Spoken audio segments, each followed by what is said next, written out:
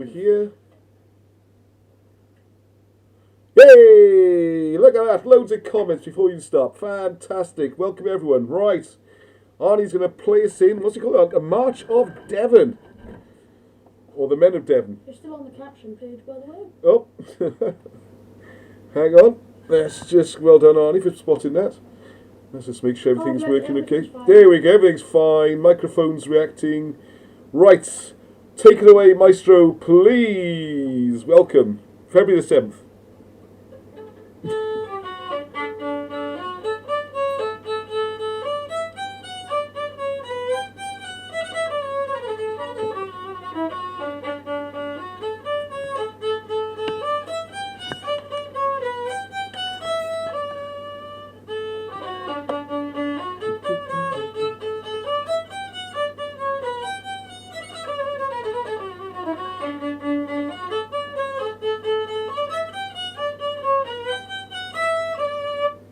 Hey! Thank you very much, Arnie B. Thank you. Hello, everyone. Yes, I've had a haircut. Oh, yeah, show your haircut, Arnie. Show the quality of I this have a nice haircut, precision haircutting. By me. Look at That's why I wear this hat a lot now. That's why he wears the hat a lot, for those who didn't hear it. Yeah, thanks, Arnie. It's a professional quality haircut, that is. Right, let's say hello to a few people. This should be a belter. Thank you, Finky Stingers. I go so careful how I say that. It's good to get, loads of people logging on. So I'm just going to say hello to a few people, give people a chance to catch up with the live stream. Right, what have we got on here? Paul Coles, Rhythmistic, Northward, our fellow Trojans. Oh, right. Apollo says, it goes straight in the deep end. Homer says that Apollo rained arrows down upon the Achaeans, so perhaps the Trojan were expert bowmen. Paris was, he had hit a heel at some distance. Yeah, there we go. We're straight in with the Homer stuff. Iliad, fantastic. What if hitting the heel was just because he had terrible aim and Yeah, he was aiming for a head or something? I think he was aiming for a headshot and hit his heel, yeah. So, why else would I imagine the Cymru to guard her litters? No, beg your pardon. Straight in the decent. Princess Anne's a bit of a horse face. What's going on? Have I missed something? Probably buried under a Morrison's. Right, hello, yeah. Special hello, Chris Wood. Thank you very much. He's been special thank you. Sent me a very generous gift through the posts. So that's much appreciated. All go towards the cause. Thank you very much. Not all right. Wow, the chat has gone miles on. There's pages of it already. So fantastic. Yep. Hello, Hugh Evans. Hello, Eleanor Jones. Hello, Katz, Gary Taylor. Right, everyone is extremely welcome. Oh yeah, Gary, yes. I want to say nice to meet you during the week as well. That's very good, dropping the books off. And I had a special message for you. It was a thank you and it was something else. It'll come back to me in a second. Lag is about 3.5 seconds. Excellent, we can live with that. Okay, live music. Who else we got? William Juby. Thank you very much, William. All the way in America, saw your picture on Facebook. Books arrived safely. And we're going to start putting together some stop-motion animation of the Arthur stories with the amazing figures that William sent to the boys for Christmas. So thank you very much for that as well. Yeah, thank you. Don't recognise the tune. Are you sure it's the March of the Men of Devon? Yeah, that's what it said in the book. It's just this book of old folk music and stuff. There we are. So it's not just Welsh music, okay? Good morning, good evening, Monica. As we very bravely try and defend me on some of the groups. We'll come on to that. It's been a busy old week. Oh, there were some funny insults on those groups. There were some very funny insults, wasn't it? Arnie's going straight in at learning how to deal with these things. Including, look at this idiot, laugh emoji. Yeah, I got called a lot of things this week. A lot of impact the videos have had, so I hope you've seen some of those. The thing about the no evidence the Romans... and no evidence to show that Sutton, who is actually Anglo-Saxon, wow, that got a reaction. I mean, I was amazed. The Anglo-Saxon video on YouTube was over 700 views within a day, and it's still going up, 800 odd. Who else watched the rugby? Thanks for distracting everyone, Arnie. Yeah, the rugby was on this afternoon. So I'm going to come back to that, okay? I've also done another interview with Marchelle, which I don't know if we should show that first or last. Actually, I put it on the other computer, haven't I? I need to transfer it back to here, Arnie. I've got to transfer it back. Can you just pass me this, please? Can you put that back in Oh, yeah. there? I don't know how it works. I mean, I do know, obviously. Yeah, I'm knows the computer stuff. just so you can help me out for a second there, Arnie. Lisa's going to have to cut that in there. Yeah. All right, thank you very much. Right, so we've got a fantastic interview. What we're going to be talking about there is what... Right, here we are, on, on our where way I up come to from, Mother suddenly, Bean. Sonny Auto. And what hat is that? Auto played me with a very bad hat. I should have left that on there. No, I don't take notes of the trolls. What I would say about it, on one group, Anglo-Saxon Society, there were 151 comments, about 5 of them by Monica, trying to defend me. Thank you for that. But what was amazing, out of the other 146 comments, about 120 were abusive. They were quite funny, some of them, weren't they? I mean, not for any humour in them, just because they were just because it's pathetic, stupid. really, just stupid. Look at this guy. He's going to say this next. Yeah, it was that kind of level of wit, wasn't it? What was amazing, and all those, right, and people saying, oh, real historians have things to say, all that kind of stuff. Not one person put any evidence to show that Sutton Hoo was Anglo-Saxon, which I thought was quite remarkable, really. And it's still been the case. Now, if you know Alan Hassell's work, which is in some of the Wilson and Blackett books, most noticeably, I put it in Trojan War. So if you order Trojan War, it's in there all about Sutton Hoo, Alan Hassell's work, and comments from Wilson and Blackett. And there's loads of reasons to think it's Brittonic or British, Welsh, whatever you want to call it. Lloegrais, I would call it, English, is that, well, comments are flying through. Yes, evening all, evening David. Anyway, so all that's in there if you want to see it. I'm also going to do more videos this week on that subject about Sutton Hoo. So I do one, which I find fascinating, is the most compelling thing about the whole site, of course, is what they call the Vendel helmet. Because Vendel is a place in, excuse my eyes drifting, I'm just trying to load up the interview while I talk. But what you'll find is that Vendel's a place in eastern Sweden, and it's a helmet there said to be similar style to the one in Sutton Hoo. Therefore, everything of that style is Swedish. Have a look into Vendel helmets, and if anyone could send me more information, that would be great. Because what I've managed to find so far is that, what are you doing? Oh, sorry, just distracted me. Is that there's only been a few. I thought there'd be like hundreds and hundreds of these helmets found all over Scandinavia. And here was one in Sutton Hoo, and that would be sort of kind of difficult to argue with. But from what I've found, there's only a handful of these similar style helmets, of which most of them are in Britain, and only one is in... Sideways came up and said, what do you want? Whoa, I Yes, blasted out his eardrums there, I do apologise. So I was just queuing up the interview with Marchelle, and it sounds like I need to turn that down, do I, on? Yeah. Alright, I'll turn that right down. I do apologise to everyone. It's fine at the moment. Just blast everyone's eardrums. Okay, so that's all set to go, good. That's a fascinating one. Everyone likes hearing from Marchelle. She really is really clever. Look at a sort of female Alan Wilson coming along. So thank you, Monica, yes. Sound is muffled. Not getting any better. Is it okay with you, Ollie? Yeah, it's fine with me. It might be your end, that one, Taliesin. Rob, I think that's Lego over there. We've got to do our live interview, Lego. I thought you were working tonight.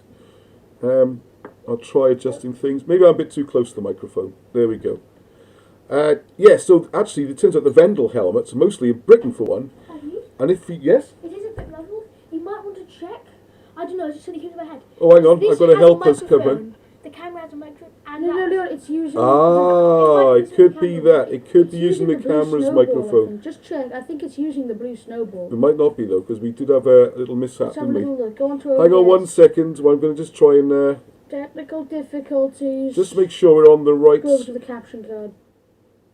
No, it's right. Look at us. Oh, it's technical difficulties. Oh, you want a technical difficulties? Yeah, we need a technical difficulties page. Device. Yeah, it should be... Snowball. Alright, I want to see if that's better, okay? Oh, God, I'm close to the screen. I didn't realise how close I was. It does sound a bit better now. It sounds a bit more crisp. A little bit crisper. Thank you. Well done for that. Bye. Thank you. Get on. Feedback from our audience. Yeah, what happens is we've got a new little camera there which can give all sorts of different angles and things, which is good fun. It also has a built-in microphone which kind of jumps in and overrides this decent microphone, which is, like you said, managed to really repair annoying. tinfoil man. Right, okay, is that less muffled now, I hope? Thank you for the comment. Just so you know, everyone say in the chat if you It's not like on the camera. tinfoil man. It's not on the camera. There you go. Tinfoil man. Okay, Tinfoil thank you. man. Anyway, so enough of that. We'll get back to that. So what I'd like people to do, if they could help me, please, to get back to these people this week is, one, anything you can find on Vendale helmets. Also, I've noticed, if you look closely, the Sutton Hoo helmet has got a lot of features about it which are not on any Swedish or Germanic helmets, which is a bit weird. There's also shoulder brooches, which are only found at Sutton Hoo and Britain. There's a lot of things about that site which scream British, and I'm going to try and go through one at a time, doing updates. Because if you're not aware, what provoked this week was the finding of bitumen from the Eastern Mediterranean inside the tomb, whereas for the last 70 years it had been called Stockholm tar, and it was proof that it was from Sweden, because they had this Swedish tar made out of melted down trees, but it turns out it's bitumen, and it comes from oil in the ground, probably from the Eastern Mediterranean or Britain. So there you go. What was considered historical fact for the last 70 years has just been proven to be nonsense. Right, so now I've got loads of people online. I just want to welcome everyone. Thank you for the continued support. Numbers are going through the roof. Views are picking up. Loads of people are sending me great information, and people are getting on doing their own projects. We've got 2 new ones at least this week from the Facebook group, where people have gone out and found sites and they're going to explore them. They're trying to do archaeology. They're trying to take pictures, videos, and I'm really happy to share them, because this is one big family. It's all very friendly, and what we're trying to do is just find out what information is there that isn't shown. You know, it's been hidden. A lot of this used to be taught in the schools, and it's very important. All right, so helps to put the spelling in chat. Okay, yes, thank you. Vendel. I should have a page up where I just put these things, shouldn't I? Alright, well, some comments from Ziggy Dan about the nose and the eyebrows, but also as a moustache, which is rather British. I think you find Saxons and Britons have all got noses and eyebrows, and snakes part of British culture. What else we got there? The use of the bitumen is ancient, used by Egyptians and Assyrians. Yeah, this is a question as well, which I like people to think about. Is the one possible tricky part is the coins in Sutton Hoo, because they have been dated sort of 600 and something, which makes the site sort of fit into those dates. Now, for one, I'm trying to find out more information about the coins and how they were dated, because I'm very sceptical. 2, who's to know if they're at what stage the coins were introduced, which would be good to see, because there's a theory that the site is much, much, much more ancient. Okay. We just want the truth. Thank you, Ross. Well, thank you very much. So do I. Yeah, we're just looking to try and dig away at it. And one of the things, before I go on to Marchelle's interview, a couple of updates. Sorry, I've got to do these. What I'm going to do is just talk a little bit about what I've called angry historians. Why is it people get so upset when the narrative gets questioned? Why is it that we're taught something at school or college, and if someone later says it's not correct, why is it people get so emotional about it? Why do they get so upset? It seems strange to me, because, I mean, having to possibly rethink ideas just seems common sense. I mean, hang on a second, I'm going to read... No, I'm not quoting myself. That would be... but I think if I found in here is a quote from Champollion. I just want to say, for those, I can't see the camera, but there's my... Chronoglyphics 2nd edition. Here is the proof copy. Ta-da! It is out. It looks beautiful. I'm very happy with it. A couple of things to tweak on it, like page numbering and stuff, but everything is absolutely fine. And graphics are improved, some cartoons, and everything's looking good. So please order your copies, okay? And I just wanted to say something quickly. It's a quote from actually Champollion, okay? Now, if you don't know, Champollion is considered to be the great pioneer, the expert. He's known as the revolutionary who cracked the hieroglyphs. And he's kind of venerated as this sort of amazing, almost saintly character that he's just worked it out by genius. By the way, he was about 11 years old when he thought of his ideas, and they've never really stood up. So I don't know why we stay with them. But what happens when you come along with something like chiroglyphics, and if you're not aware, it's showing that you can read hieroglyphs using Welsh, and it's easy and straightforward. And a lot of people say it can't be right because why have the experts been so wrong for so long? And surely, I don't have a degree in Egyptology. I don't have any qualifications in this at all. Wilson and Blackett don't. They're the ones who worked it out. I put it together in a book, all right? And people are so afraid to question the academic narrative that they won't question Champollion. But he was a revolutionary. He wasn't particularly an academic, a very clever person. And I'll just read a quote from him, okay? Right, when he was taking on the established ideas about hieroglyphs, this is what he said, Champollion.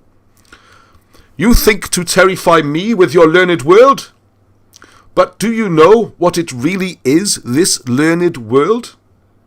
The learned world is like the political world, blindly led by a chief who may or may not deserve to command. A chief whose every opinion is believed because it is held by him, until someone else stronger, more cunning and more skillful comes along to overthrow the perceived wisdom and put another system in its place. He's a cool dude. Didn't people believe for a long time that the earth was flat? The learned world of those days believed that. And that was a letter from Jean-Francois Champollion to his brother in 1808. Basically saying, just because someone in a university or something says something, doesn't mean say you have to believe it. And while we're on this subject, because how are we doing? Oh my goodness, 20 past already. I want to do the interview with Marchelle, because that's really interesting. I'd like people to think about why. Because I'm seeing lots of comments coming in. Why do people get so upset about seeing a different viewpoint? I mean, the comments were just awful, some of them, really. I mean, one of them said, oh, look at this, 10 of us are going to have to get together and troll this guy to death. I mean, honestly, Marcus Rashford, you got nothing, mate. You got 9.7 million followers and 1 or 2 rude comments. I got 1,000 and hundreds of rude comments. So get over it, all right? Right, so some people are too proud to admit they were wrong, says Patricia, yeah. Rhythmistics, archaeologists are not proper scientists. Physicists and astronomers embrace the input from gifted amateurs. Well, I wish that was true. I'm not so sure about that. One of the things talked about a bit last week, I want to talk about more, is how planets are formed and how this ties in with the age of the Earth. And I think it's quite easy to explain the Great Floods being a global thing once you look at that. So maybe. Academic echo chamber, fact bubble, blindly clinging to the narrative, says Andrew Whelan, which I agree with. What I can't understand is why is the reaction so emotional? Again, as Patricia says, the more you learn, the more you realise you don't know. That is so true. Earth not flat. Well, blow me down, learn something every day. Well, maybe it's not flat. Who really knows, eh? Right. What I'm going to just say on here is, I want to come back to this after the interview, Marchelle, but academia is the cancer. Avoid attributing to malice what sheer incompetence can achieve, says David Mosley. Is a bit like when people look at 1984, everyone thinks it's about communist Russia, or when Hitler said how fortunate for governments that the people they administer don't think. He was talking about Britain. And when Goebbels said, if you say a lie long enough, or make a lie big enough, or something like that, people eventually believe it. He was talking about the British propaganda. But people have a problem thinking of this as being a British or American thing. So what I got here is something from, again, I'm not going to go into new chronology again, I just want to use it as an example, where people can see something happening in another country and see anything, get the idea of how this works and what does happen. I want to look at here. There's a guy called Mozerov. I always get it slightly wrong. Sorry, Morozov. Get those Z's and R's mixed up. Morozov came up with a mathematical formula for looking at the dates of the world. And I noticed that something came up in our Facebook group this week where some German academics are now saying, hey, look, 300 years seems to be missing from history. So this guy was writing back in the 60s or 70s. And he just got everything thrown at him from the Russian academic establishment, okay? They fought him. Nothing could get published. He was ridiculed. And a lot of it reminded me of Wilson and Blackett, okay? And you kind of think, how did this happen? What happened?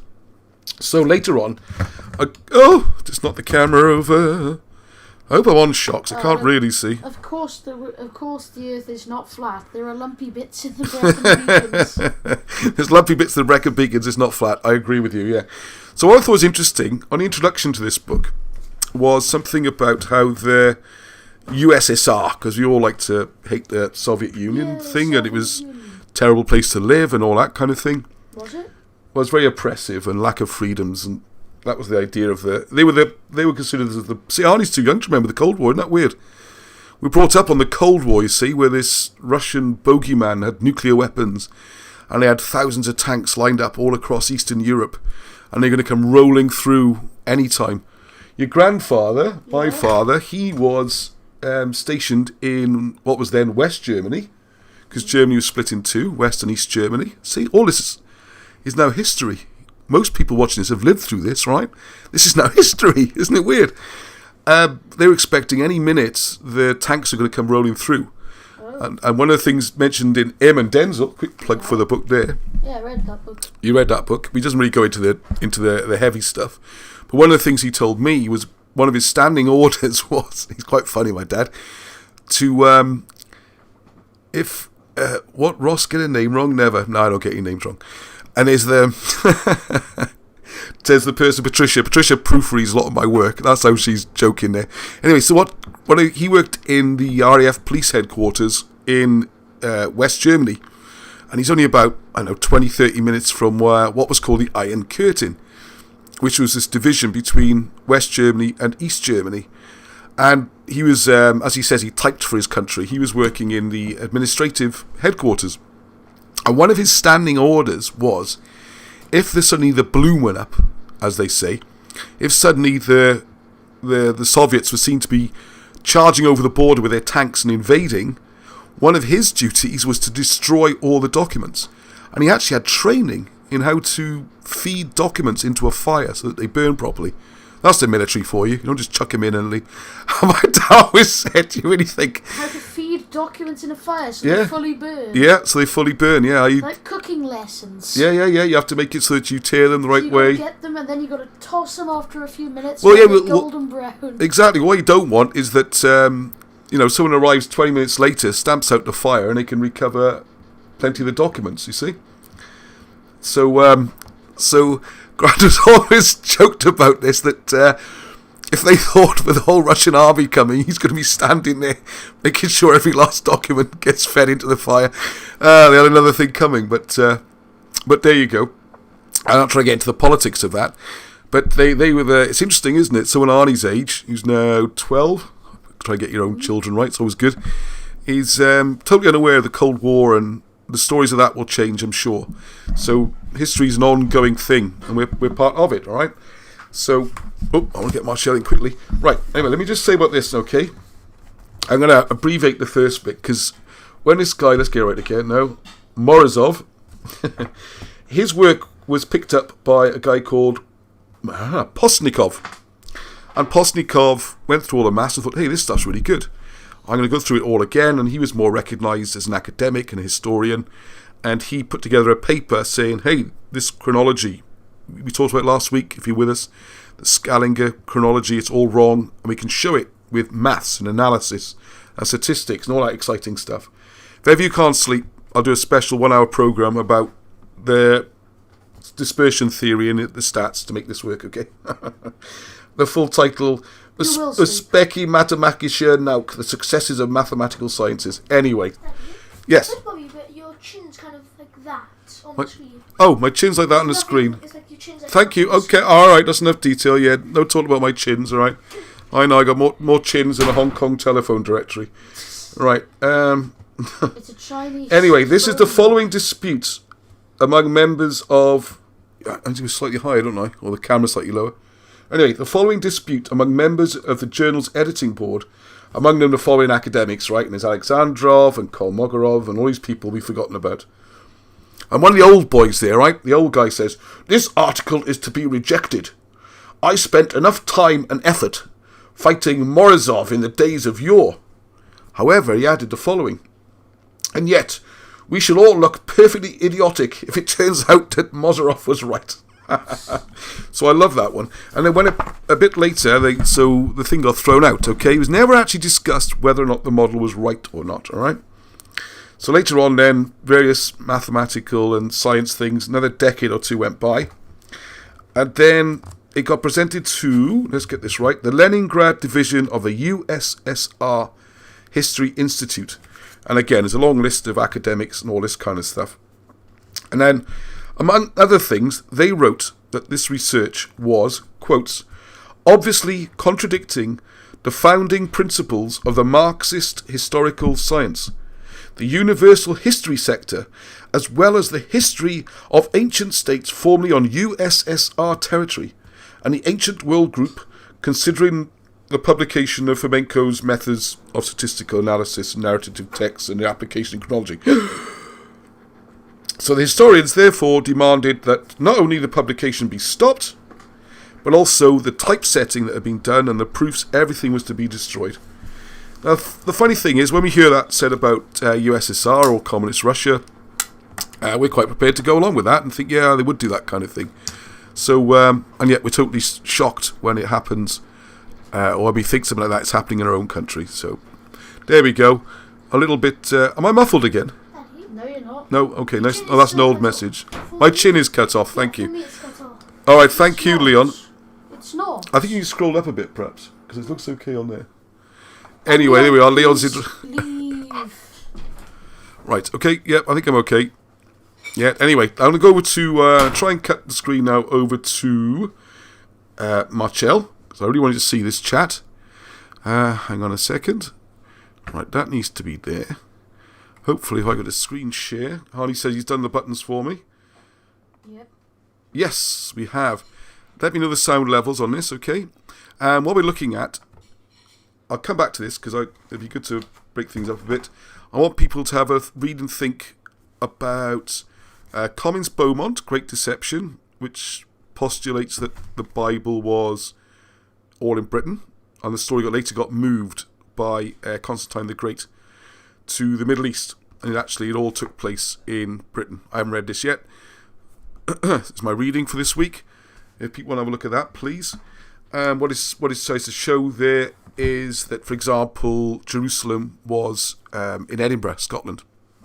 And then my other reading this week is Where Troy Once Stood, which we've touched on before, which is the idea, well, that this guy, Iman Wilkins, what was it again?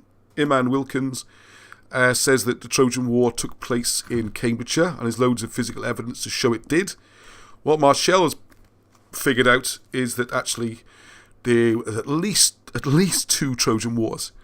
1101 seems to be in Britain, and the 651 in Anatolia, as we know from Wilson and Blackett's books. So that's quite a bit of reading to do, and all the videos and stuff. And so what we're looking at there, I don't want to give answers, I want to give questions. I want people to keep commenting and thinking and reading these books and looking at it, is why are there so many biblical names in Great Britain? And when I say biblical names, I mean place names. Like we know in West Wales, we got Bethlehem and Nazareth and all these different places. They're all there, okay? So what's that about?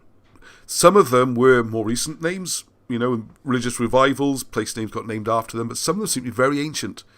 So why is that? And one theory being looked at, Marchelle is looking at as well, is how many events happened here? How many have been moved? Did people go from Britain away and then come back? It's a fascinating area, the real ancient history. So Marcelle's going to talk a bit more about the words because she's really the expert on that. They didn't speak any English at all. Yes. And he said, well, this will be all right. Oh, hang on a second. Right. This is part 2. Why is it giving me the wrong part? That's so frustrating when that happens. Bear with me 1 second.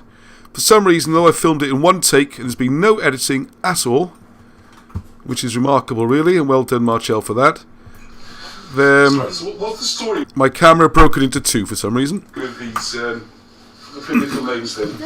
Well, it started like so much else does with Wilson and Blackett, and the cross that they placed at Nevern, that was placed at Nevern by Helena for safekeeping. And I was very intrigued by all the biblical place names, Jericho and Constantine, and there are others. And I started wondering whether that was just a thing associated with the placing of the cross at Nevern, or whether there were other biblical place names. So I got to work with an atlas, just an ordinary road map, not that one, but an older one. I find the older the map, the more interesting names there are on it. It's like dictionaries. It's a bit worrying how names can disappear. It's frightening. Yes, they've even taken churches off Ordnance Survey maps, I gather. I haven't seen that for myself, but I believe that's true. Anyway, yes, so I started looking through, and I began to write down biblical place names in Britain. It is absolutely staggering. Would you like me just to find just a few examples, yes. Abram, Albraham. Well, we know about those from the other video, but Bethania, Bethlehem, Britannia, Carmel, Chesil Beach. Chesil is Hebrew for fat, which I found in a concordance. Oh, so fat of the lamb or something like that? That sort of thing, yes, not right, big tummies. bon pain, but yes, richness. It's like grâce in French, I believe. And Constantine, yes, but then we've got amazing ones like Egypt and Palestine. We've got Gethsemane, Stoke Gabriel, Hebron, Top of Hebers, which is an astonishing name to find, just like the English surname Heber Percy, which is so Hebrew and redolent of biblical whatnot. Homer, which I know isn't biblical, but it's a Cymric name. Jacobstow, Jericho, 3 Joppers, for goodness sake. So how does Joppa tie in? Well, if you look up the coast of Palestine, there is what they nowadays call Jaffa, but Jaffa's biblical name was Joppa. Oh, and there are 3 Joppas in Britain. There's one in Edinburgh at Portobello, and then I think there's one in Cornwall. I can't remember where the other one is. And we've got 2 River Jordans. Yes. We've got any number of Meons, M-E-O-N, down in Hampshire. There's a River Meon. So do you have to know where the Jordan rivers are? One is the Brit catchment and the other is the Torridge catchment. That's both down in the southwest. There's a really good thing that you can find. It's if you just Google or Start Page or DuckDuckGo, preferably. Don't Google anything. Start Page it or DuckDuckGo it. Rivers of the British Isles. You get rivers of England, rivers of Scotland, rivers of Ireland, rivers of Wales. And it gives you every single minute little stream with their names, the direction they're flowing in, which catchment they're in, alternative names. It's a gold mine, and river and place names are such clues, astonishingly old names. I mean, Mimran, for example, the river Mimran, I think it's Mimran, or is it Mimram, in Hertfordshire. Well, Mimrin is Welsh for particle, bit or mite. Right. I haven't got to the bottom of that one yet because there's so many. Do you think there's a connection there with something? There might well be a connection. It might well be a British name. Don't tell me Mimram, River Mimram is a Saxon name because I won't believe it. Not if it was given to me on a plate, I wouldn't believe it. Just to carry on, we've got Nazareth, we've got 4 Nebos. So how does Nebo... what's that then? Nebo is again, it's a biblical name. I don't know my Bible as well as I should. I wasn't trying to put you on the spot. I just wondered how that. But please, just you could go look up a Bible, and it'll tell you exactly what Nebo is. I think it's a mount, Nebo. Yes, and there are 4 of them in the British Isles. Wow. Padden Aram, for heaven's sake, what are we doing with a village called Padden Aram in Angus? And it's not a big village, it's not a particularly interesting village. It just happens to be called Padden Aram, and it's close to Glamis, where the Meagle Stone is, and the grave of the media Guinevere. store. Yes. And there's a place called Arthurstone, and there's another. There was an old railway station there before Mr. Beeching had his way, called Jordanston. I think it's called Jordanston. It's all in the same area. And furthermore, Where Prince Charles went, was it Gordonston? Not that oh no, this is Jordanston. Oh, Jordan. Yes, right. Jordanston, as in River Jordan. Yeah, okay. But this is an old railway station. Doesn't exist anymore. But I found it on a map of 1923, and it's called Jordanston, and it's really close to Padden Aram. And furthermore, Padden Aram is very close to the line of the Fossway, as given by the ancient historians like Henry of Huntingdon and Robert of Gloucester, who say unequivocally that the Fossway went from Totnes up to Caithness. Yeah, amazing. And yeah. I spent another long time tracing out the path of the river of the Fossway, and you can call this. I call this proof at this level. I think this is real proof. But on the Fossway, the line of the Fossway through Angus near Padden Aram, again on this 1923 map was a tiny little hamlet. It was 4 villages and a church or something. And guess what its name was? Fossoway. Fossoway. I mean, what are we supposed to take from that? Yes, I mean, yes. I have to call it proof. There's Well, where do they get these names from, isn't well, it? exactly. Yeah. But we have Pisgah. So is there, you say not some of these names are disappearing off modern maps, you think, then? Or Well, check that, I suppose. if you start page Fossoway, you'll find it as a farm, but it's not. I don't think it's on this map. I haven't checked on this map, but the older the maps, the better. The more brilliant things you'll find. Because the other problem I'm finding, and just from my looking what's happening around here, is all the new, what do you call them, estates? They're not villages, there's no shops or centres. No, I know, it's frightening. Just like dormitories, isn't it, where you just put a load of houses with nothing there. And look at the And they give renaming them of totally- Tiger Bay, for example, in Cardiff. Yes. When the time comes, the name of Tiger Bay is actually incredibly important because there's one in. I'm so sorry I interrupted you. I suddenly thought no. Tiger Bay, Cardiff. There's a Tiger Bay in London as well, but we'll come on to that in another video because that's a story in itself. Yes, well, you mentioned before that, well, to me anyway, that it's significant, the name Tiger, isn't it? It's very, my heavens it is. Well, for example, we've got 3 Salomes in the south of England. We've got Berwick Salome, Britwell Salome, Radford Salome, Samson, Sardis. There's even a Sardis. Where the coins were. And when we get to the... Pontypridd Rugby Ground is called Sardis Road, just out of interest. Is it? Gosh, no, that I didn't know. I think that's a more recent thing, though, but still. There are 3 Sukkoths, and anybody Jewish or who knows anything about the Jewish religion watching this will understand that Sukkoth means booths, and we have the Festival of Booths, which is our Michaelmas, end of September. There are 3 Sukkoths in Scotland alone, and a Sukkoth Moor, and Moor is obviously the Gaelic MHOR, meaning greater. So we have 3 Sukkoths. 2 of them are down in the southwest where the Kingdom of Dalriada was. One of them is in Aberdeenshire, and the Sukkoth Moor is also down in the southwest. And what are we doing with Sukkoths in Scotland when there? I mean, we know there are 2 biblical Sukkoths. There's one in the Holy Land and one, I think, in Egypt. But what are we doing with Sukkoths? Well, we got one here as well. 4 of them. 4 Sukkoths. Yeah, in this book there's a foss near Pitlochry. That would make sense, but not Fossoway. No, just Foss, and that's. Well, it does exist as a farm still. And there's a Fossa Bridge in Gloucestershire, and Fossa Finn in Ceredigion, which is West Wales, I presume. Well, foss means ditch, and the Fossway was remarkable for being a cambered road with ditches on either side. And we have this funny thing, I don't know if it exists in Welsh. I know a Welsh word is capable of 3 meanings.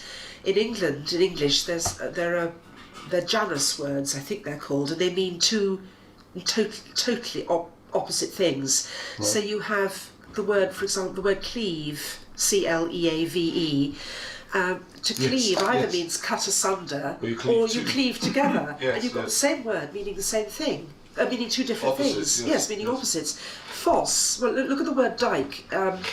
In Dutch, and I think, well, certainly in Holland, I don't know if it's the same in the Dutch language, but certainly in Holland, a dike is a wall, and in Scotland, a dike is a wall. Well, its etymological doublet, ditch, is the opposite thing. So you dig out your ditch and you throw it up, and it's still the same word, because it's the same, it looks like a heartbeat. Two sides really. of the coin, yes. Yes, Yeah. exactly. Two sides of the same coin. And Mount Tabor. Shall I carry on with this? Because I find this utterly riveting. It's just. It's Tabor, that's an interesting word. We looked that up in Welsh because you have the tabernacle, of course. Does that time? Because tabernacle in Welsh is something like, I think tabor is tent. Yes. Or the cloth. And words out, isn't it? Well, when I came to just to look at the old words, is the tent without light, which is a bit weird. Wow. Darkness. Well, that's I guess so. In a dark Interestingly, darkness. Well, let's take the word black. It's etymologically connected to bleak and bleach, and this is how we understand the. What we were talking about on a previous video was the moonlight, the inner wisdom. You've got this darkness, but you've got this light within, and it's contained in the word black, same as the word bleach and bleak. You see what I mean? And bleach is to make white, of course. Yes. Opposite the black. Absolutely, yes. Yeah. And then, I mean, anybody who when we come to the Great Migrations. So you're mentioning the Tabor Mountain. Oh yes, Tabor, the Mount Tabor, and then of course the River Tamar, which I'll come back to the other things. The River Tamar. Well, Tamar is a fascinating word in its own right because it actually means date palm. So it's another word for phoenix, which also means date palm. Wow. I know. And there are palms, as most people know, there are palms date palms actually grow in Cornwall and Devon. Yes. I think I got that right. Palmer's green. Palms are fascinating. I go into it all in Ye Gods and Little Fishes, in which I try and resurrect the old religion that underpins everything else, including Christianity. Palms are fascinating. Gypsies come into it. Oh, it's amazing stuff. Amazing. I'm sure it is. But there are many, many more. Do you want me to read out a few more? Yeah, a few more. Yes. How are we for time? Yeah. Yes, at least three joppers. There are a great many. There's a lot of evidence for a great many place names as evidence for Shinar, which is the other name for Sumer. Sumer being same word ultimately Shamash, meaning sun, and Shinar is the moon, sin. He didn't mind how it was pronounced, I don't think. For example, in Scotland, we've got Loch Shin as Strathshinery or Shinnery, Shiny Row. Shinner's Bridge is only just up the road from Totnes, where Brutus came ashore.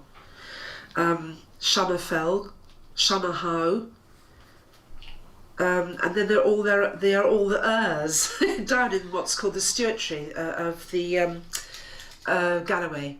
Right, back in Scotland again. There's a lot in Scotland. Lot in Scotland. Albine. There seems to be much more evidence for Albine in Scotland than there is in England, although there's plenty in England. There's a mass of it in Scotland.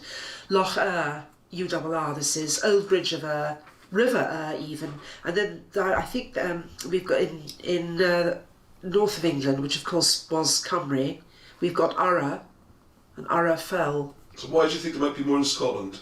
Any ideas why?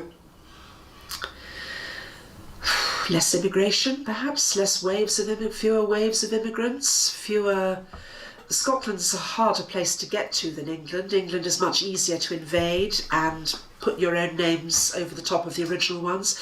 I found that, and again, I have to say, I am not trained in this. This is simply a thing I found I can do, is to make connections, and so I've carried on and done it. But, I'm not sure you would get trained in this, really. I don't think you can't, because as I've said have to in learn, the book, observe they're all going in the wrong direction. Academics have gone as far as they can in the wrong direction. They are now really arguing the difference between two leaves on the same tree, and that's silly because you can't go any further than that. They're leaves on the same tree, like inch and ounce are ultimately the same word, meaning a 12th part. Let's leave it at that and go back. What I've tried to do is to go deep down and find out how we got to the word in the first place, and that's another story. Well, that's more interesting then, isn't it? Yes. Well, it is, I think, yes, it's much more interesting than arguing about two leaves on the same tree. Now I forgot. I think, sorry to jump in, but I noticed with some of the discussions I've had, similar thing with Old Welsh and that, the academic version seems incredibly complicated and impenetrable, and all this talk about Old Welsh and Middle Welsh and a lot of the words just sail through all that. They do. The spellings might change a bit, but the spelling isn't as important as the root of the word and the pronunciation of it, I've found. Oh yes, that's the point. These Same invaders, Welsh, you take your root word, the root word often survives, and the invaders just stick an ending on it, their own ending. They'll ask the indigenous, whoever it happens to be, Loigrians, what's this? And for example, how does Avon come to be the name of a river when it actually means river, Avon?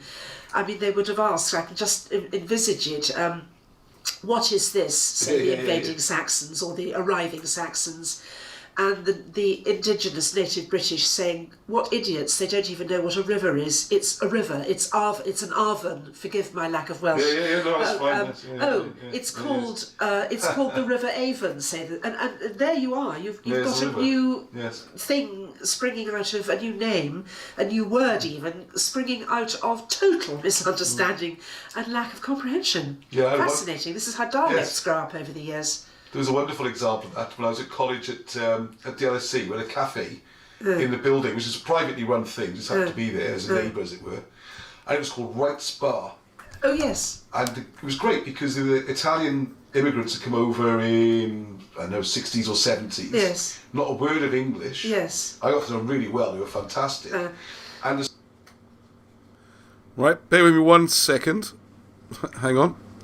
I got lots of great comments. I want to read out some of those as well. Okay. What do you want? Yes. He couldn't understand a word. They didn't speak. It's a few more minutes to go. Yes. And he said, "Will this be all right?" And they just went, "Yeah, right," and that was it. It became Wright's Bar. They were Italians. Nothing to do with them. They didn't know what it said. Gosh. And it's Wright's Bar still to this day, as far as I know. It was a few years ago, and I went to check. Well, that's fascinating because if you, I don't really like extrapolating because it leads to all sorts of misunderstandings. But if you take what you've just said as an example, that underpins most of dialects, most different languages grow from just such misunderstandings and mishearings. Right. Language doesn't seem to me to be at all a scientific thing. It's a series of accidents where can you pronounce what somebody else is telling you? No. So I have a stab at it, and that over time becomes a different name for the same thing. Yes, so what I've tried to do is to go down, deep down, to find the original, the original source, I suppose. But when I find things like, take whisk, the River Whisk in English, River Axe, although it doesn't sound the same. There's a lot of what linguists call metathesis about it, in which mainly consonants, I think vowels are too fluid to do this, but consonants change places like frith and firth, which I think we talked about, didn't we? So the River Whisk, which is in English, is actually the same word as ask, or even X. Axe, I mean, I'm getting metaphysizing all over the place now. And it's the same word as esk in Scots, or the Welsh ask, and ushke, the Gaelic ushke, which whisk, I mean U-I-S-G-E, is almost the same spelling as W-I-S-K-E. Are there all names of rivers as well? They're all water. It's all actually water. Oh, I see. Whiskey is water as well. Yeah. It's the same misunderstanding as River Avon. Yes, right, exactly. Okay, yes. So there we are. But what else can I find? Oh, Fantastic. Zion Hill. Yes, there's a few of those around. There, Gabriel's Half Moon, that is so Syrian. Jessup, now the English surname Jessup, that is, as far as I can understand, that is directly, it's the same name as Teshub, who was he was either the Hurrian or Hittite god of thunder, as in the English Daranwi, which is the same word as the Welsh Taran, meaning thunder. They called him Teshub, and it suddenly thought, where have I heard that name before? Of course, the English surname Jessup. It's the same. People, right? Now that is my own. That I've arrived at that myself, but there is a precedent for this sort of thing happening, and that is this English surname Perkin, which is, and this has been established, please don't ask me by whom, when or where, but you can go and look it up, because I wouldn't have known it if I hadn't found it for myself. It is established that Perkin is the same name as the Baltic thunder god name, which is Perkunas. Wow. Perkunas, and variants thereof.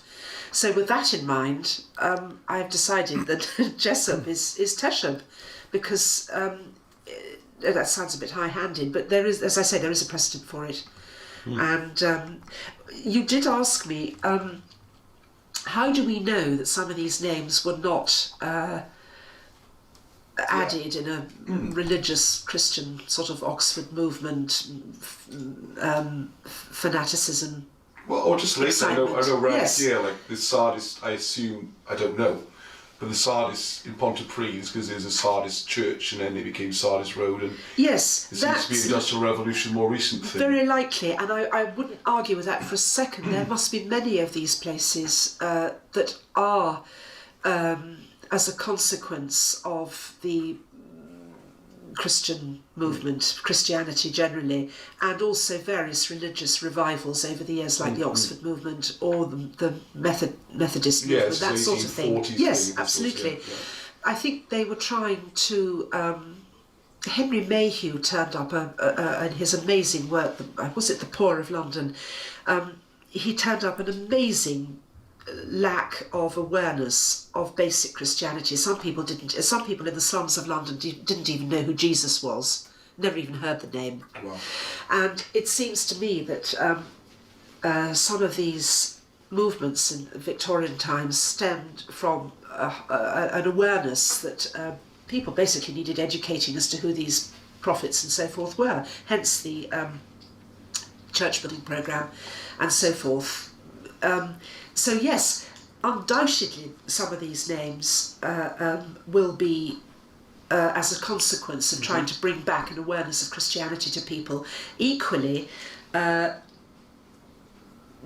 are names that are much, much too old and have changed their meaning slightly or their spelling slightly, much too old to come into that category. What we need people to do is find out, if possible, so we can discard them. I don't say they're not of interest, they are of course of interest, but they're of less interest than what we're trying to do at the moment, which is to get right deep down. So it would be fascinating if some people could take this list, which I'd gladly let you have, for people to look at, and see if they can find out for themselves what we can discard, such as it isn't a biblical name, but Saltaire, for example, which was completely made up by the chap who invented Sunlight Soap. And he was an amazing philanthropist, and he built this wonderful place. I think Is he a Quaker or something, wasn't he? Yes, I think he was. Yeah. And the houses were spacious, the air was healthy. He wanted his workers to thrive and flourish, and it was built, and it was called Saltaire. So if you try and, I don't know why he called it Saltaire. No, maybe because the air was salty, as simple as that. That sort of thing, though interesting, is not to our purpose. Ancient enough to interest us, exactly. So yes, if we could. That's why rivers are so good, isn't it? This is why rivers are. Oh gosh, go and look at the place names, the river names. They are absolutely amazing. Take Hitchin in Hertfordshire. Hitchin has a river coming through it called Hiz, quite simply Hiz, Hiz, and they think from his to Hitchin, the Z must have been pronounced more or less as the Italians pronounce it, a sort of hits or a hitch. Right. Again, I am not an orthodox linguist. There will be somebody out there who can show us exactly how we get from his, H-I-Z, to Hitchin, H-I-T-C-H-E-N. I can't tell you. It sounds pretty close, doesn't it? It sounds pretty close, yes, but they will be able to show you. And then there's the thing called the vowel shift. Now, I only know that the great vowel shift in the Middle Ages exists. I cannot begin to tell you what changed from which or why alphabets, for example, the aleph, which lay on its side if you were a Phoenician, how did that suddenly become upright? I don't know. So there are people out there who can tell us this sort of thing. Mm-hmm. I think there is one chance of proof, and I use that word, these biblical names, and that is if we look at the alphabet trail. Wilson and Blackett went into the alphabet trail, didn't they? From Coelbren onwards, the Reish, the Etruscan, stuff, the Hebrew, the whole lot of Phoenician. It all leads back to Coelbren. It goes out, it comes back. I think these biblical place names did the same thing. And maybe Cummins Beaumont will help us with that, but that's a whole other story. Yes, we'll get on to him next time. Thank you very much indeed. Oh, my pleasure. Absolutely wonderful, as always. Right. There you go, folks. I hope you agree with me there. That's I tell you why I'm so big on this, because my producer has set me up to be huge in the middle of the screen. There we go. That's better, isn't it? Ah, there we are. I got a complaint from Ziggy Dan. Someone's cat was scared. I was too close to the cat and scaring... Too close to the screen and scaring their cat, yes. So sorry about that, Ziggy, and sorry to your cat as well. My cat has just appeared. Mimi. Staring at the cat flap. Oh my goodness, we get a cat on the programme, we get like 10 million views. Mimi. Let me get her up. No, she never comes when you call her. That's never work with children or animals, you know what I mean? We've got both of them here, haven't we? Let's bring the cat in. Our cat's the least cuddly cat, I think. There we go. Yeah, here we are. He grabbed her. And of course, you have a black cat. Look at her just loving that cuddle. She does sleep on the bed every night, but she's not into cuddles, all right? She's in my cupboard sometimes. And then, yeah, in case you're wondering, Mimi is Mandarin word for cat, okay? Black cat, I think. No, just cat, I think. Oh, and then down the street there's... Oh yeah, then our last cat we're looking after for one of the neighbours, that was called Neko, which is the Japanese word for cat. So you're really creative here, aren't we? Right, as we make some comments, I hope you enjoyed that. Thank you for all the comments there. I got some great ones during that, apart from I'm too near to the screen for Ziggy's cat. Mark Manning says some place names... Oh yeah, some place names might commemorate the Crusades, and they brought them back with them. So there's an interesting idea as well. I'm not sure how many that would tie in, but it's worth bearing in mind. And what you will see Marchelle was asking for in the video, and I want to reiterate this, is please, if people can have a think about these names, and if you can trace a more recent ancestry. Like, I live very near to Sardis Road, I'm guessing. Sardis Church, I almost said pub then. Sardis Church came first. Why they chose the name Sardis as part of the religious movement, I think it's 1840s or 50s in Pontypridd. And then Sardis Road and the rugby ground is just named that because it's on Sardis Road. So I don't know, we have to be a little bit careful. How can I make the list available of places? Because Marchelle has emailed them to me. I'll try and put them up in there somehow and do something later in the week. Or share a document on Facebook, or I can email it. Anyway, please try and help and find out, because what we're trying to do is find out how many of these names are ancient.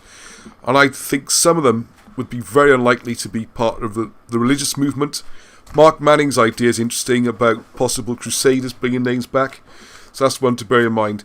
Another interesting one there, David Church commented on there that the Gauls migrated to the Near East, or as a record of Gauls migrating to the Middle East, as we would call it, the Holy Land, in the time of Caesar.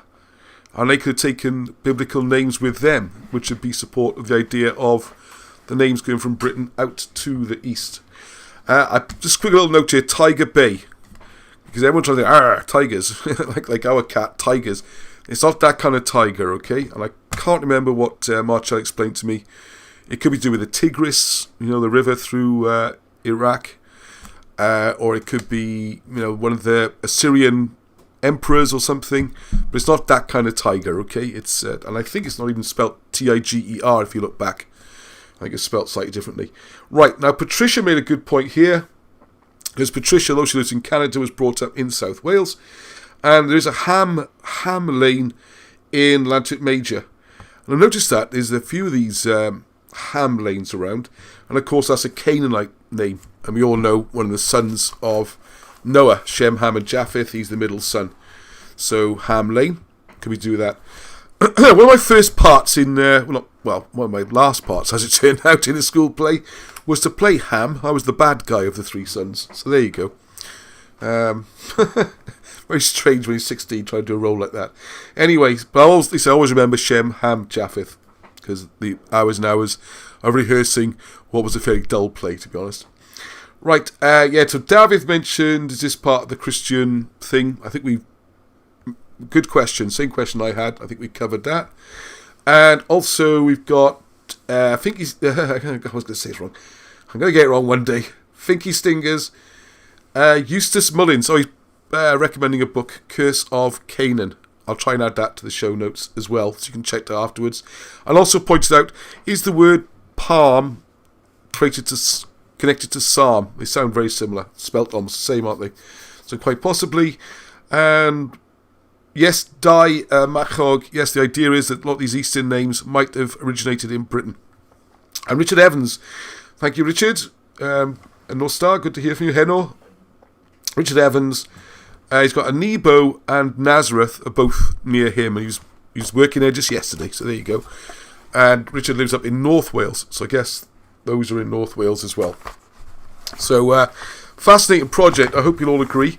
And if you try, like I said, for those people who know, Wilson and Blackett's work is very much at the centre of what we do here, and it triggered all of this stuff. So there's two sides to what we're doing. I mentioned this on last week's show, and I'm looking for ideas and feedback. The idea is, at the moment, what I'm trying is, I do the little 15-minute videos during the week, where I cover particular aspects of Wilson and Blackett's work and findings, and other subjects as well. But that'll be focusing more on what you find in the books, like the one that's causing so much fun this week, Arturius Rex, where I said, there's no evidence of Romans, all this kind of thing. And then on a Sunday, we got a chance then to have these chats like we do about slightly more general, and I got other interviews lined up with other people. I'm more with Marchelle, so hopefully, lots more of that kind of thing. I also, a couple of questions which came up in the Facebook group I wanted to cover. And please, any questions, fire them up on the comments now. I'll have a go at answering. I'll also throw it out. There are lots of clever people watching who know loads of stuff. So please, got some ideas. One we got from Di Parker. Are we Celts or are we Silures? Or I would say we're neither. Just wanted to, this comes up all the time. If you're new to the group, if you've heard this before, then I apologise. But if you're new to the group, just so you know, the Welsh are not Celts. I'm going to put this video up, so every time this question comes up, I can just do a link. Look at this video. The Scots aren't Celts, the Irish aren't Celts, the Welsh aren't Celts. The Celtii were a tribe in the south of France, northern Italy area, as described by Caesar. There's no reference to the Celts being in Britain or the British being Celts at all, really, until about 1707, when Edward Lloyd comes along with his ideas where he spotted similarities in language. And what they've done is the old trap where everything's assumed to go east to west. Is that the right way as you look? Not that way. East to west. Cameras and things wrong way around. East to west. That is right. Yeah, east to west. And assume that British people didn't talk or something, like they didn't have a language, grunted to each other until someone from Europe came along and taught them talking. They didn't realise that, no, they did have their own language, which they brought with them from the Near East, and Britain expanded into mainland Europe. Also, as David knows, up his area in sort of North Germany towards Denmark, you got the Cimbri up in the Denmark area. And I would like to speak to David about the local language there, and also get him on for another Skype, because David's been on the show before. Everyone loved David. We got so much good feedback. But I'd like to see the similarities there. There must be a local language, unless it's just been stamped out by German or Danish. But hopefully there's a local one. Alright, that was me a joke about my only Danish lesson I ever had, how to speak Danish. I didn't get very far with that. What else I want to mention on here? Oh yeah, oh my goodness. Hang on, 1 secondo. There were a few things from... I'll make this look really cool now, and it'll be so good. Almost finished.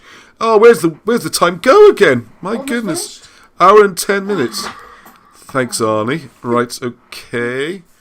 Yeah, you can play some more music in a minute. Right, okay. Here's one which I just wanted to share. This picture was sent to the Britain's Hidden History Facebook group, which you're very welcome to join. I think it was Hayley. I think I've done a typo. I'm sure it was Hayley Brown. I don't know the person, but I think it was Hayley Brown rather than Harley Brown. So whichever one it is, thank you very much. They went up to, as you can see, Mona the Gair in the snow a couple of weeks ago and took a picture of St. Peter's Church. It's Not much beautiful. left No, That's less than when we went there. it's frightening how little is there. I don't know what's happened. I'm Yeah, that's honestly... Yeah. I remember last time we went there. Well, I'm hoping this is the angle, because it's an unusual angle. We don't normally take... This is kind of round the... I mean, it looks like hardly anything there, doesn't it? It's really a very disturbing picture. And I will just... I wasn't going to do this, but... as we are... Hang on. The picture looks worse than I realised. I only had a quick glance at it earlier, and I thought, well, that's nice. I'll just share that with the snow and everything. But if you haven't looked at it, look at Arturius Rex, you'll see pictures of what it looked like, say, in 1981. Come on, where's the pictures? It's not that bad, then. Well, there's just so much more of it. This is the thing. Come on, I should know this book inside out. Where is it? Ah! Oh, gosh. Anyway, if you... there's lots of pictures, Corridor Muster and all those kind of things. It's disappearing anyway. There's the sketches, the maps. Oh, I do apologise. I should know where this is. I know it's here. My finger keeps clicking over the right page. Oh, yeah. Nope, I can't see it. Well, have a look at some of the old pictures anyway. You'll be amazed. There's double, triple the stones, and it seems to be disappearing faster and faster. It's very worrying, very sad to see. Oh, how can we go about protecting our landmarks and things? What are we going to do about it? What are we going to do about it, folks? Spread the word, do our best, eh? I just want to give another plug to Dixie because I know, I've become very attached to my Wilson and Blackett slate, which is, you might be able to see up behind me, up in the top of it. Here. Oh, that one's there, right next to where I work, isn't it? I think we've worked out how we're going to do it. It might be a case of you can buy tickets. If you win, you'll have to pay the postage. Unless we sell lots of tickets, then postage will be free. And I am going to make this live this week. I do apologise. It's been a very busy week. Because we had the Cameroglyphics coming out. Unfortunately, the TV filming has been postponed for various reasons. So hopefully that'll take place in the next week or two. So I got a bit more time to learn the Welsh language. Oh, So there's Michelle... some mushrooms on it. Yeah, why not? There's all different designs. Hang on, let's put this full screen a second so you can see the Wilson and Blackett one better. Alright, let's give you a better idea there. It's got all sorts of designs. This is awesome. And there's one here. Yeah, and we've got the Britain's Hidden History as well. The BHH official. Yeah, so we've I don't think the poster's going to be that enormous. Let's be careful. Unless you live in Canada could or America or smash them. something. Well, we'd wrap it up and everything, it'd be alright. Okay, alright, so... Oh, I just noticed there's Corcoran on the edge of the Wilson and Blackett one. Oh, yeah, well spotted, Arnie B. Well spotted. Look at this. Look at Dixie's done. It's so clever, look. If you go around there, you'll see Colburn, which I think... Oh, a quick look at it. Hang on. Quite difficult to see on the camera. Yeah, but I can read it. It's alright. Yeah. I guess it's Britain's Hidden History. Oh. Very clever. Well done. Well done. Good spot, Arnie. Good spot. Nice little touch there. A bit of Colburn round the edge. What else? What we got there? In ancient times, they would write in only the left hand and start from the bottom right of the page, then right to left upwards. Wow. Rhythmus, what it all boils down to is as taxpayers who pay to have a history investigated and been defrauded. Yeah, well, I don't get into that. Yeah, you sound like Alan Wilson in a minute. If all the strings of information are made into a rope, you can follow the rope. Yeah, oh, David. Iechyd da a diolch Ross. Look forward to it. Re St. Peter's, we can have a time-lapse camera up there. Yeah, we got more people every week watching this live, so that's great. Hang on, I lost. Change page on the notes. I think we're almost there. There were a couple other things I wanted to say. I wrote them down so I wouldn't forget. And then, of course, I forget to look at them, don't I? All right. Oh, this is an interesting one, which, thank you, Jonathan Hawke posted this on the Facebook group. Not our usual area of study. This, apparently, is a Cistercian number system from, like, the 13th century. Like the Colburn. Thank you, Arnie. It looks just like the Colburn, doesn't it? It does look. Some funny comments on there. Yes, we are mushrooming out. The only way is up. Colburn writing on the wall. Thank you, Andrew Whelan. Oh, and Benny. That's cool work. Nice. Yeah, hi, Benny. Thank you. Very nice to see you again. I was there, I should have meant to film something, but hey, we'll do it again soon, okay? So what? As Arnie just pointed out, and seen this before, it does look very much like Colburn. Has anyone looked at the numbers in Colburn? Because that's something I never really looked at with the hieroglyphs. I know Hugh Evans has asked me a few times about the numbers. I never really looked at those. I just looked at words, really. And I don't know how you can... So I thought that's for interest for people there. Have a think. Because I know the trouble is you go on something like Wikipedia or something and you find that it's 13th century Cistercian. They're not going to mention Colburn. What have you noticed, Sonny B? Each one, so it says 1, 2, 3. Then when it gets to 10, 20, 30, it just turn them backwards. Just backwards, yeah, well spotted. And then it turns them upside down. And then turns them upside down. Then the backwards one upside down. Alright, well there goes the quiz. Well done, Art. Bright boy, innit? Ruined my little quiz. That's okay. No, you hadn't really. And then it just goes weird at the bottom. This was weird. The bottom is weird, yeah. If you can work out some numbers on there, you are doing very well. But I'm fascinated by this. Look very interesting. Right, I also got a question from Tony Connor. Do people know more about the name Plumstone Mountain? Plum as in those little fruits that grow on trees. I think all fruits grow on trees. Well, apart from bananas. Are they a fruit? No, let's go bananas. Plumstone Mountain. Tomatoes grow on trees? They don't, actually. Tomatoes and bananas. Grapes grow on vines. Yeah, grapes, bananas and tomatoes. Are they fruit or are they vegetables? Oh well. Right, thank you for Lawrence Widdicombe. He was an old friend of mine from my London days and he's been following the group for a while. So I hope he got this far in the film. And there's a news article out there, I should put the link to the item, showing that these 2,000-year-old... Hang on, I'm not screen sharing anything. Could have told me, Anne. I didn't notice. You're supposed to be watching that one, not my one. It's a shambles, isn't it? It's a shambles. We can't see 1 and 10. No, you can't see 1 and 10. Well, you can see 100, alright? Which is the same as 10, only up... 100 is the same as 1, only upside down, okay?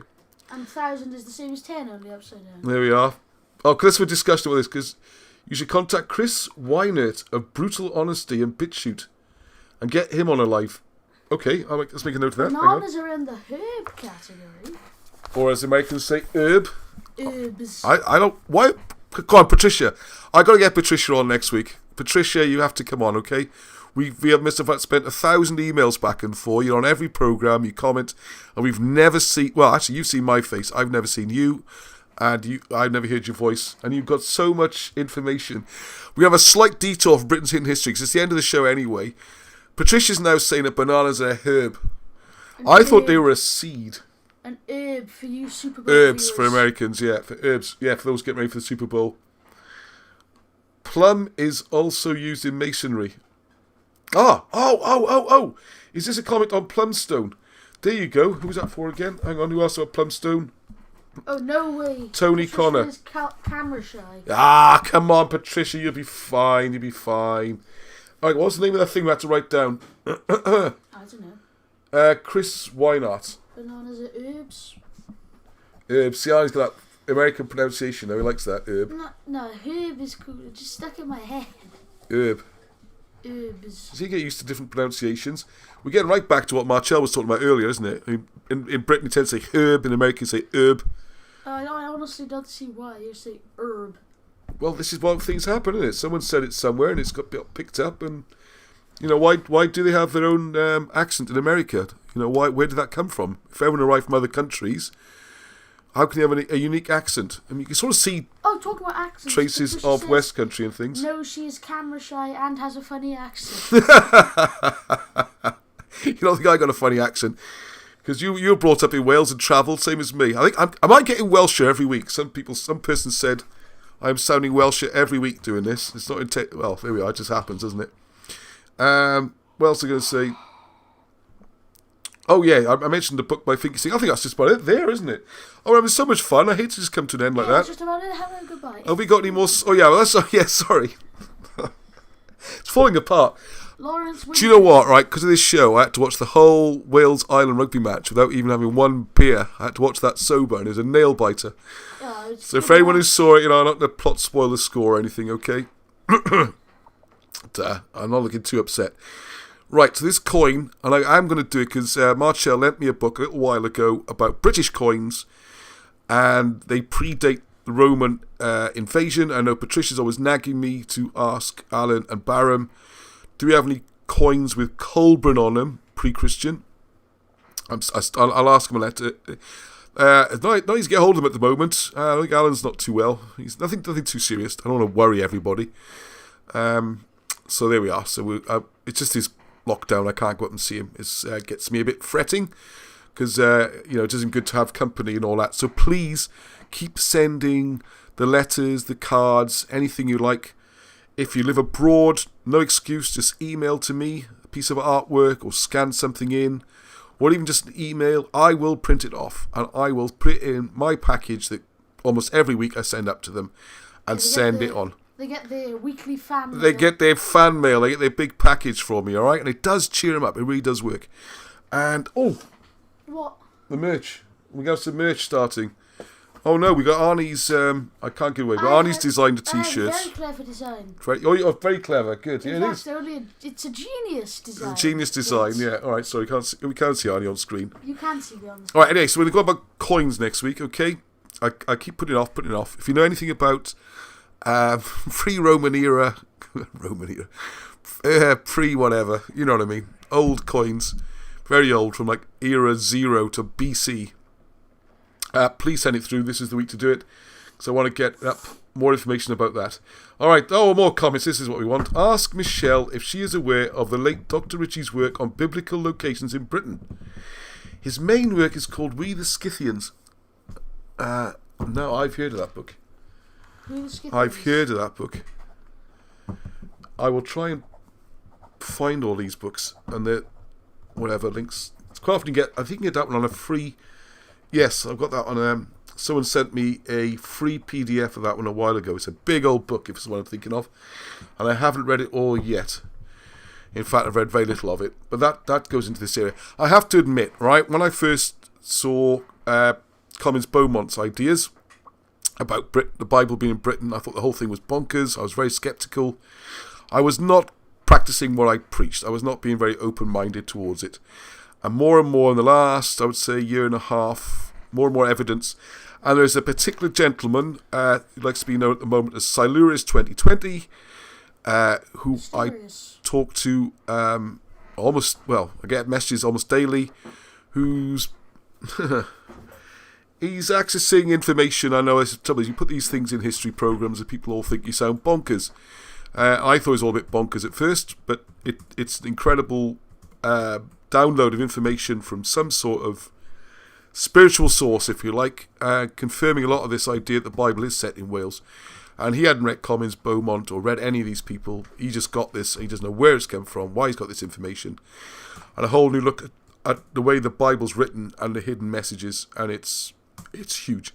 It's the kind of thing, after 5 minutes you think this is absolutely ridiculous, and then after 2 or 3 hours of it you're like, wow.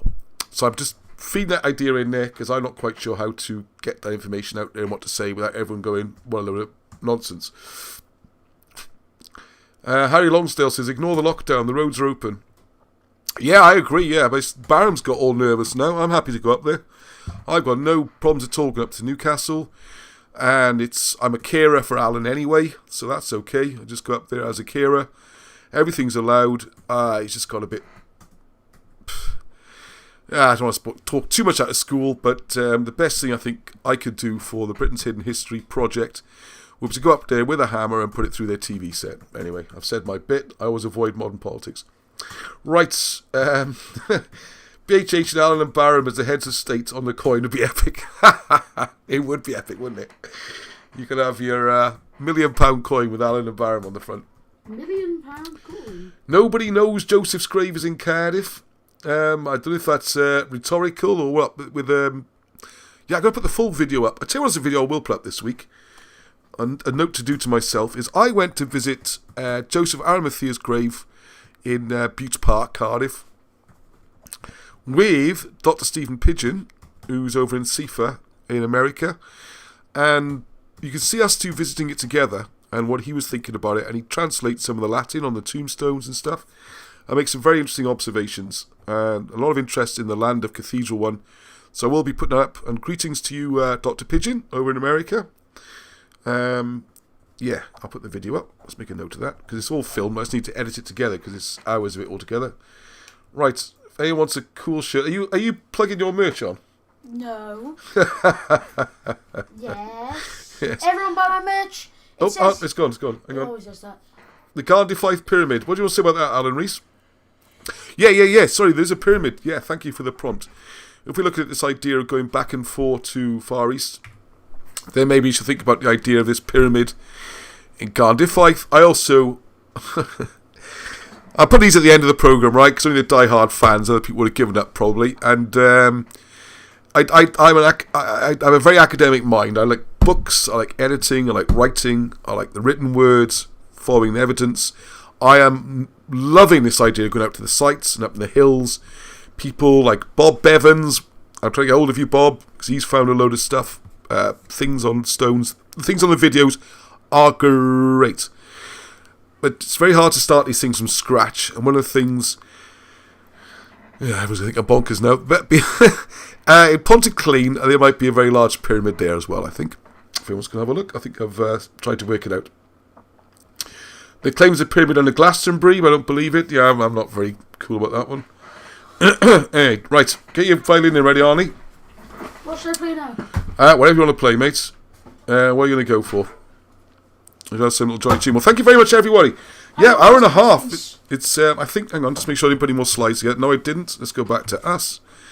And, yeah, there we are. Not too many technical problems. Hope everyone enjoyed the show. Thank you for being wonderful participants. But that's what I like. Oh, yeah, there is something I wanted to say. Two things, actually, on that point. One, I know I get messages and emails from people saying they would love to comment, but they can't because they don't want to log into YouTube. They don't want to give their personal details. They just watch as a kind of watcher, whatever, right? Fine. This show's 8 o'clock every Sunday. Come along. Always, everyone's welcome. Of course you are. And a lot of people watch this on catch-up, later in the week, which is also cool. Oh, hello. There we go. There's Leon. Hello. Well, I would suggest a lot of people as well, though, what they do, I'm not encouraging this, I'm just telling what some people I've seen do.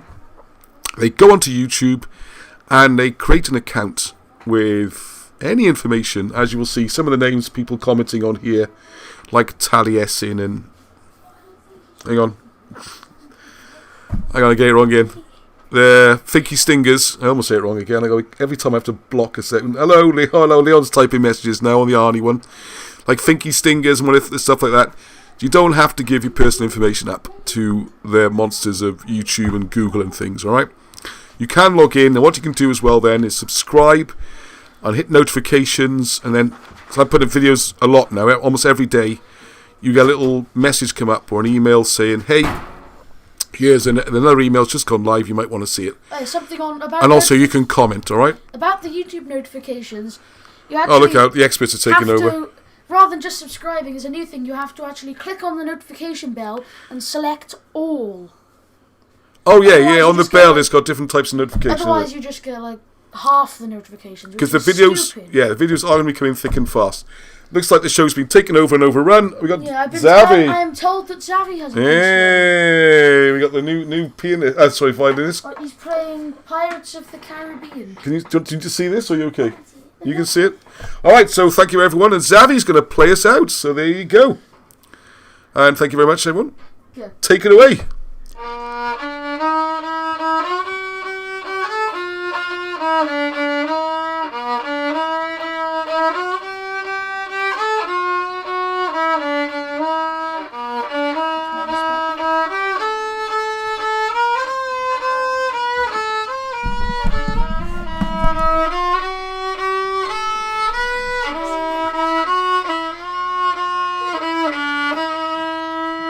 Excellent.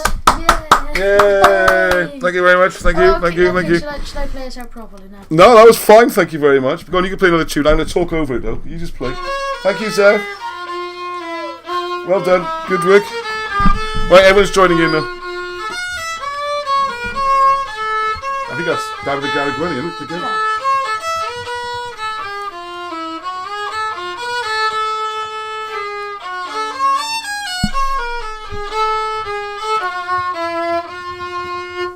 Excellent. Much better. Thank No star, everyone. No star, Paul. Okay. No star. No star. No Da, star. da, da, da. Hang on, how does this work? You press 3. Yeah, it has worked. Phew.